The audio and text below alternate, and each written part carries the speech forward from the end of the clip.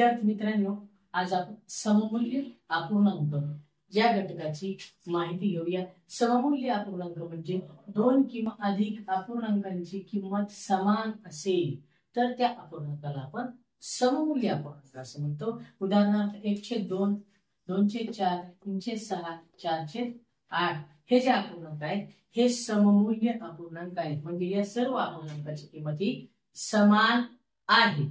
आता यामध्ये काही आपल्याला नमुना स्वरूपात आपण या घटकावर आधारित येऊ शकणारे प्रश्न नमुना स्वरूपात आपण पाहू।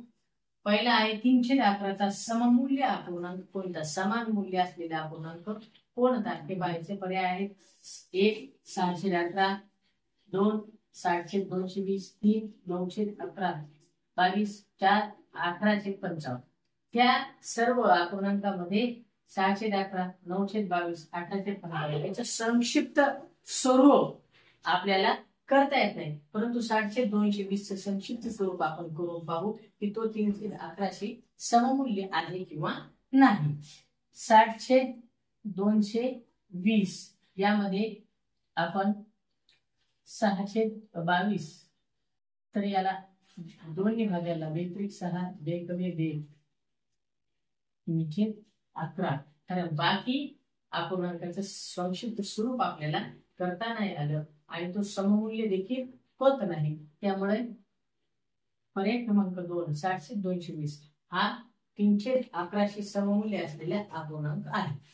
दुसरा आहे 95/133 चा अंश 5 असलेला सममूल्य अपूर्णांक कोणता? पर्याय 1 507, 2 519, 3 517, 4 518। तर आपल्याला इथं 19 चा अंश 5 असलेले सममूल्य म्हणजे आपल्याला 19 नाही तर 95/5 करावे लागेल, म्हणजेच 95 चा सममूल्य अंश असलेला अंश आपल्याला येईल। तर 5 1 5, 5 1 5, 5 9 45 म्हणजे 19 किंमत आली। आता 19 या संख्येने आपल्याला 95 आणि 133 या दोन्हीला आपल्याला भाग द्यावा लागेल, तेव्हा आपल्याला सममूल्य अपूर्णांक मिळेल। तर 19 5 95 आणि 19 7 133 म्हणून 95/133 ला सममूल्य असलेला अपूर्णांक आहे 5/7। पर्याय क्रमांक 1 मध्ये आपल्याला तो दिसून येतो, बाकी पर्याय हे त्यासाठी सममूल्य होत नाही। प्रश्न तिसरा आहे 5/12 बरोबर 40/चौकट म्हणजे चौकट म्हणजे किती? चौकटची किंमत 1 60, 2 48, 3 72, 4 96।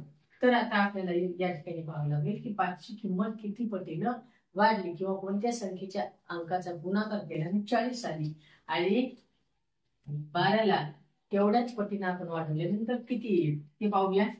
तर 5 × 8 बरोबर 40 म्हणजे 8 40, मग 12 × 8 तर या ठिकाणी ती किंमत येईल आहे 12 12 96 म्हणजे पर्याय क्रमांक 4 हा या ठिकाणी बरोबर आहे की 45 40 12 96 म्हणून चौकटीमध्ये आपल्याला 96 ही संख्या येईल। तर आज आपण सममूल्य म्हणजे काय, सममूल्य अपूर्णांकामध्ये दोन जे अपूर्णांक किंवा त्यापेक्षा अधिक अपूर्णांक ज्यांची किंमत समान असते त्याला आपण सममूल्य अपूर्णांक म्हणतो, आणि सममूल्य अपूर्णांकावर आधारित काही नमुना स्वरूपाचे प्रश्न याविषयी माहिती घेतली।